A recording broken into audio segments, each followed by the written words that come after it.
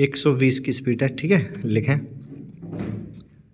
सभापति महोदय, मैं रक्षा मंत्रालय की मांगों का समर्थन करने के लिए खड़ा हुआ हूं।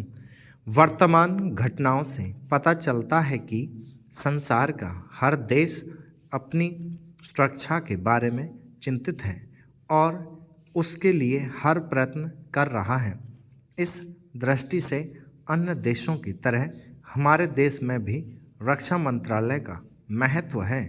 मुझे इस बात की खुशी है कि जहां अन्य मंत्रालयों की उनके पिछले साल के कामों के बारे में काफ़ी आलोचना हुई है, वहां इस मंत्रालय की कम आलोचना हुई है। इससे पता चलता है कि इस मंत्रालय ने पिछले साल अच्छा काम किया है। मोटे तौर पर किसी भी देश की सुरक्षा नीति का लक्ष्य यह होता है कि दूसरे देशों, खास तौर से पड़ोसी देशों के साथ मित्रता के संबंध स्थापित हों और हम एक दूसरे के मामलों में हस्तक्षेप ना करें। लेकिन उसके साथ यह भी जरूरी होता है कि हम अपने देश की सीमाओं और अखंडता की रक्षा करें।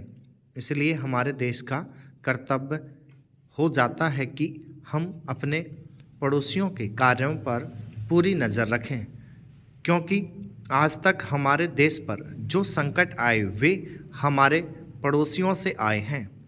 1965 में पाकिस्तान के साथ जो लड़ाई हुई और उसके बाद ताशकंद में जो समझौता हुआ वह सिर्फ कागज़ पर ही रहा।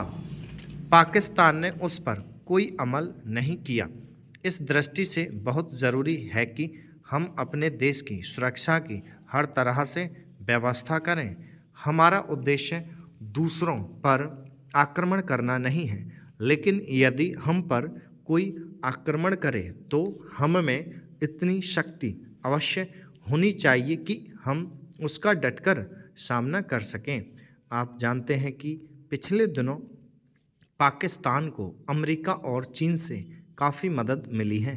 रक्षा मंत्रालय की रिपोर्ट में भी कहा गया है कि पिछले साल अमेरिका ने पाकिस्तान को 1500 करोड़ रुपए की फौजी सहायता दी है।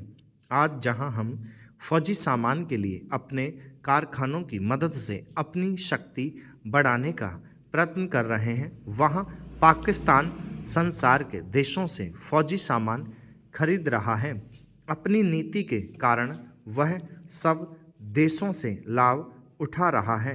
मेरा सुझाव है कि स्टॉप